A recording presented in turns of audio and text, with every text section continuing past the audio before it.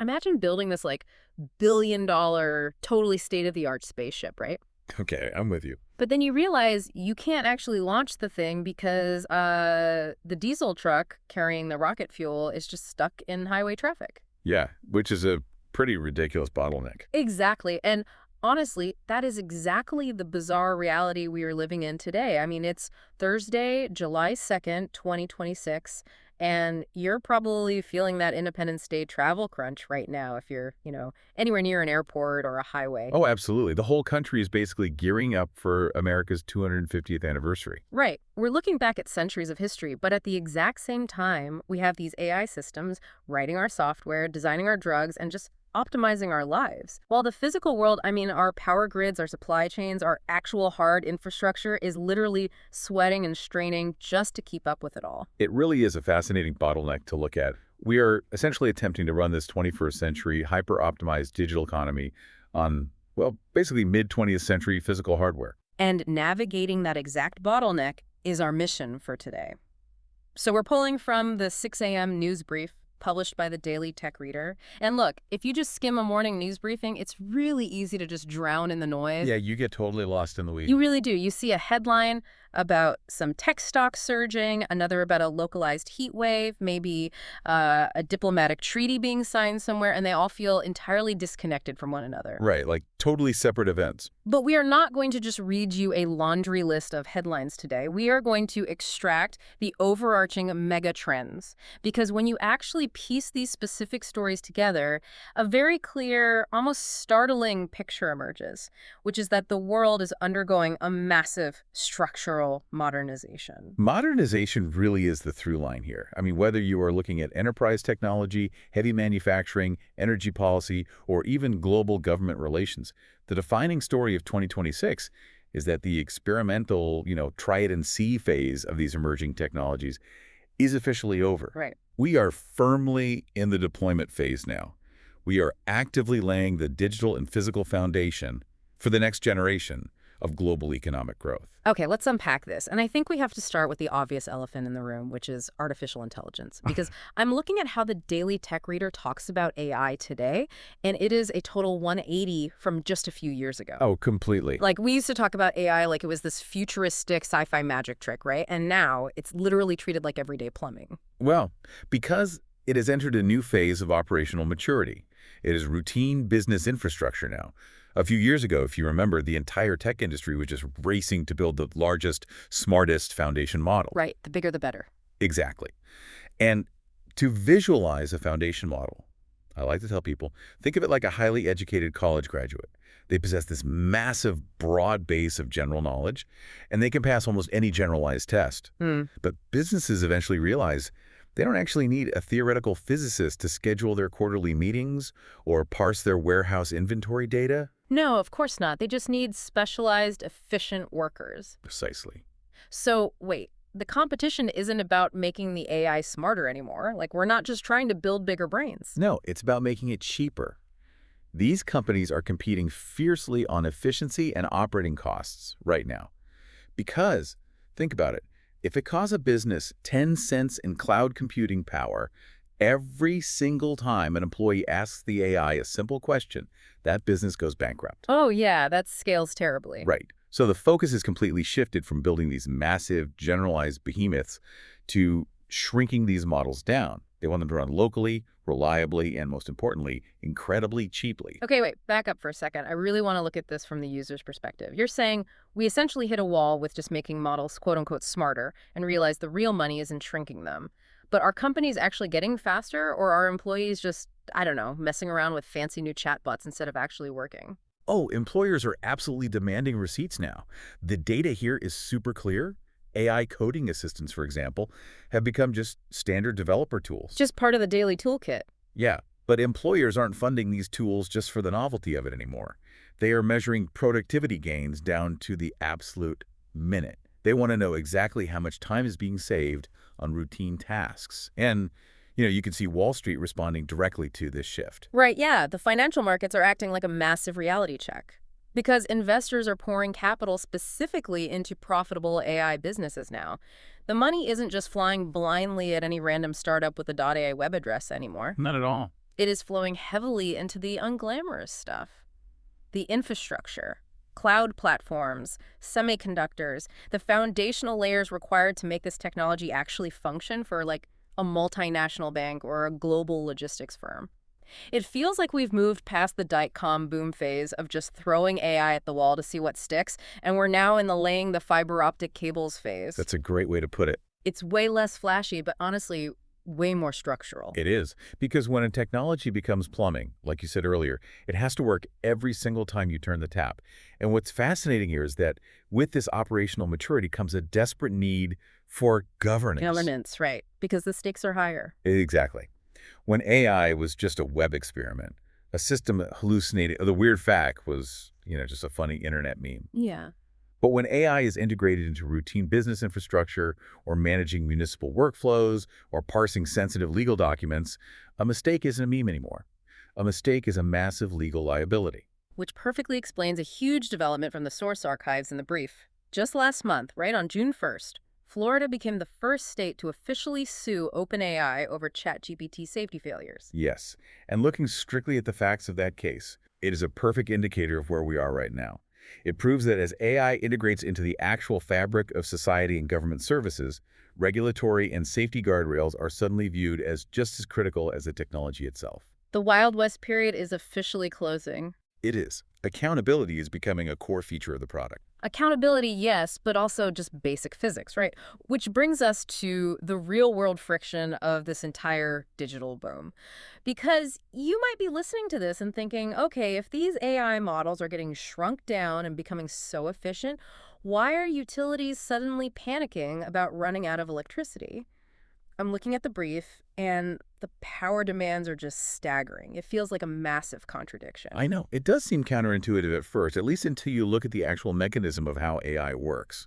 There are basically two phases to AI. There's training and there's inference. Okay, lay those out for me. So training is when you teach that college graduate everything it knows. That requires massive supercomputers running for months on end. Tons of power. Tons of it. But inference is what happens when you actually ask the AI a question in real time. Every single time you generate an image or summarize a document or ask an AI coding assistant to review your work, servers in a data center somewhere are physically firing up to process that specific request. And we are doing that, what, billions of times a day now? Precisely. Put it in perspective, a standard internet search just pulls up an existing web page, right? Yeah. Requires very little power. But an AI query requires the system to actively compute and generate an original response on the fly. Oh, wow. It is incredibly power intensive. It's like plugging a massive industrial air conditioning unit into a tiny 1950s house outlet. The AC unit, the AI model, is incredibly efficient at its specific job, but the sheer volume of power it draws is literally melting the house's wiring. That is a terrifying image. So our digital dreams are violently colliding with a very sweaty physical reality because the brief points out that AI data centers are actively driving massive electricity demand, completely reshaping long-term utility planning across the board. Right, they're having to rethink everything. And the timing is brutal. We are sitting in July 2026. Summer heat is placing intense pressure on electric grids across several U.S. regions right now. Okay. And it's not even just an American issue, right? There's a severe European heat wave currently affecting infrastructure and agriculture abroad. The grid is sweating just to keep the servers turned on. Are we basically trading digital efficiency for a physical energy crisis? I mean, we have all these brilliant AI agents optimizing our workflows, but the grid is buckling under the summer heat. Well, if we connect this to the bigger picture, it's not necessarily a crisis as much as it is a catalyst. A catalyst? How so? This is where we see the physical modernization I mentioned earlier. The rapid advancement of the digital world is forcing the physical world to finally upgrade. We are seeing a massive nationwide expansion of grid modernization projects. Capital is absolutely flooding into transmission infrastructure right now. Utilities are scrambling to deploy battery storage solutions. Okay, let's dig into that battery bottleneck for a second. Because we have solar, we have wind, but if the wind isn't blowing at 2 a.m., the data center still needs to run, right? Exactly. Data centers require base load power. That's energy that is available 24 hours a day, 7 days a week, completely regardless of the weather. And because battery storage at a massive grid-level scale is still heavily limited by manufacturing and material bottlenecks, you just can't rely entirely on intermittent renewables for AI infrastructure. Which perfectly explains why policy attention in this morning's brief is aggressively turning back to alternative baseload power. They are seriously looking at nuclear energy expansion and pouring tons of research into fusion energy development. Think about that for a second. We are literally trying to bottle the power of the sun so we can generate enough electricity to let an AI write our quarterly earnings reports. It's wild when you put it like that. But this is exactly why energy security and grid resilience are suddenly massive strategic investment priorities right alongside the software sector itself. We simply cannot run a next-generation digital economy on a last-generation power grid. But here's where it gets really interesting. Let's say we decide to do it right. We build those nuclear-powered data centers and we upgrade the entire grid. You can't just 3D print a high-voltage transformer. You can't just download specialized silicon from the cloud. No, you definitely cannot. You have to physically dig copper out of the ground, process it, fabricate the microchips, and ship all of it across the globe. Suddenly, this invisible, purely digital AI boom is entirely dependent on physical materials moving across oceans. Which brings us directly to the current state of geopolitics. The data in the brief shows that strategic competition between nations is increasingly centered on advanced technology. Semiconductors really are the new oil. They are the absolute focal point of global competition, which is exactly why we are seeing such a massive expansion of domestic manufacturing investments right here in the U.S. Nations are desperately trying to secure their own technological supply chains. We are fighting these high-tech strategic battles over things like quantum computing and AI chips. And just to clarify for everyone listening, when the brief mentions quantum computing, we're talking about machines that don't just process standard ones and zeros, but actually use quantum mechanics to model incredibly complex things like molecular structures for new drugs. Right, incredibly advanced stuff. But the bizarre juxtaposition here is that while we are racing toward quantum computing, the global economy still fundamentally relies on safe passage for heavy metal boats through choke points like the Strait of Hormuz. It's like building a warp-drive spaceship, but you still need a paved road to drive the parts to the launch pad. It is a striking reality check. Yeah. You can design the most advanced AI chip in the world, but if the shipping container carrying the raw materials is delayed by a regional conflict, the data center just doesn't get built. So, impartially looking at the geopolitical landscape provided in the brief, how are those global trade routes actually holding up? Because honestly, the news makes it sound like the world is constantly on the brink of halting entirely. It's important to look past the immediate noise and examine the structural data. Middle East diplomacy remains the world's leading geopolitical story, and oil-producing nations are very closely monitoring global demand. However, despite intense global scrutiny, shipping through the Strait of Hormuz remains remarkably stable. And the archives point to a very specific reason for that recent stability, don't they? Yes, they do. On May 31st, U.S. and Iranian officials reached a tentative agreement specifically regarding safe passage and operations around the Strait of Hormuz. We are seeing the results of that diplomatic development play out right now in July, with resilient global trade routes and stable oil markets. Okay, that makes sense. And this stability in the Middle East is happening concurrently with other major geopolitical events. Ukraine and Russia are continuing their long-range military operations, and NATO is heavily focused on monitoring European security. Right. So you might be listening to this and thinking, well, if tensions are so high across Europe and the Middle East, how is my Amazon package of data center cables still arriving on time? Redundancy and resilience. The overarching theme across all of these geopolitical events, whether it's navigating democratic leadership transitions, responding to regional crises, or even managing climate impacts, is the sheer durability of the global supply chain. It just keeps chugging along. It really does. The data points out repeatedly that traditional global trade routes are demonstrating incredible resilience. And this is precisely why supply chain resilience is no longer just some corporate buzzword for warehouse managers. Yeah. It is a top national security priority for every major government. Because if the boats start moving, the data centers don't get built, the grid doesn't get modernized, and the AI boom just grinds to a halt. It is all deeply physically connected, which I think finally brings us to the human element of all this. Yes, the most important part. Because if the grid is modernized, the AI is writing the code, and the boats are moving the parts, what are we doing? How does this massive structural modernization actually affect you, the individual human being going to work and living your life? Well, if you look at the workplace data in the brief, AI is undeniably transforming knowledge work. But, and this is a really crucial distinction, it is augmenting work, not universally replacing it. Employers are prioritizing measurable operational excellence. Wait, I have to push back on this a bit because I'm looking at my own workflow, right? If my AI coding assistant is writing half my boilerplate code and doing it in seconds, why aren't companies just laying off half their developers? Why is the brief explicitly saying skills-based hiring is expanding? That feels completely counterintuitive to me. If the machine is faster, shouldn't they need fewer people? It's a classic economic phenomenon known as the Jevons paradox. Oh, okay. Walk me through that. So when a resource becomes cheaper and more efficient to use, the demand for it actually skyrockets. Because it is suddenly so much cheaper and faster to write software, companies don't want the same amount of software for less money. They want 10 times more software. Ah, I see. They want to build new products they simply couldn't afford to build before. But to do that, human oversight remains absolutely essential. You need skilled humans to guide the AI, to verify the output, and to implement the actual strategy. That is exactly why skills-based hiring is expanding. Okay, that makes total sense. So the nature of the job changes, but the fundamental need for the human brain remains.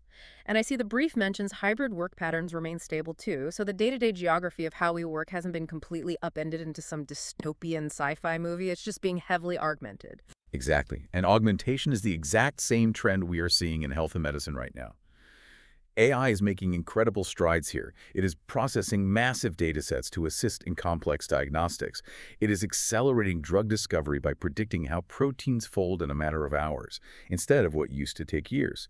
We are seeing incredibly steady, data-driven progress in cancer and genomics research. But again, the physical human reality sets in. Because despite all that incredible medical innovation, the brief explicitly notes that human healthcare workforce shortages remain a massive challenge. I mean, you can have a brilliant AI discover a new personalized medicine in a data center, but that AI cannot physically flip a patient in a hospital bed. No, it cannot. It cannot draw blood. Yeah. You still need a human nurse to hold a patient's hand and administer care. And this raises what is perhaps the most important question of our modern era. How do we balance this incredible machine efficiency with essential human intuition and connection? Because if you look at the culture section of this morning's brief, despite the fact that AI is actively influencing creative industries, generating music and editing media, what are people actually spending their time and money on? They are watching other humans. The biggest sports story in the entire world right now is World Cup knockout football. It is completely captivating global audiences. People are gathering in huge crowds for Independence Day celebrations this week. The summer movie season is drawing millions to physical theaters. Live entertainment and concert tours are maintaining incredibly healthy attendance. And the creator economy, which is entirely based on individual human personalities, is rapidly expanding. People are desperately craving human connection. Because the human experience cannot be automated. An AI can optimize a global supply chain to route ships around a storm. It can write a flawless piece of Python code. It can precisely predict power grid loads during a summer heat wave. But it cannot replicate the shared cultural tension of watching a penalty shootout in a World Cup match, or the communal joy of going to a live concert with thousands of other people. Right. So what does this all mean for you as you navigate 2026? The data tells a very specific story. Yes, AI is automating routine workflows, but because of that, the ultimate competitive advantage right now, as explicitly highlighted in the brief, is continuous learning. It is your ability to adapt, to learn new systems, and to apply human strategy to machine output. The technology is handling the foundational layer. It is the plumbing, like we said. Yeah. But the human is required for the oversight, the empathy, and the actual application of that technology in the physical world. Exactly. Let's briefly recap the journey we've just been on. We started by looking at how AI has completely shed its experimental hype, shrinking down to become the highly efficient operational plumbing of the enterprise world. Then we saw how the immense power required to run millions of those AI queries every day is literally melting our mid-century infrastructure, forcing a rapid physical modernization of our energy grids and a massive pivot back to nuclear power. We navigated the bizarre reality that building this futuristic tech relies entirely on physical copper and silicon moving safely on boats, highlighting the incredible resilience of global supply chains amidst really intense geopolitical maneuvering. Right. And finally, we landed on the enduring truth that despite all this digital automation, human skills, whether it's a nurse in a hospital or a striker on a football pitch, are more valuable than ever. It is a profound structural transition. And as you mentioned at the start of our discussion, as America prepares for its 250th anniversary, we are frantically laying both the digital and physical infrastructure that will essentially dictate the next century. But I would leave you with this final thought to mull over. Okay, let's hear it. If we are actively outsourcing our operational excellence, our daily workflows, and our complex problem-solving to AI, what happens to human intuition? If AI truly becomes the invisible infrastructure running the background of our lives, much like electricity or running water, perhaps the greatest and most vital skill of the future won't be knowing how to write code. Perhaps the greatest skill will be knowing exactly when to step in, trust your own human intuition, and override the machine. That is a powerful thought to take into the holiday weekend. Keep your intuition sharp. Thank you so much for joining us on this deep dive into the megatrends shaping our world today. Safe travels out there, enjoy the fireworks, and as always, keep questioning the world around you. We will catch you next time.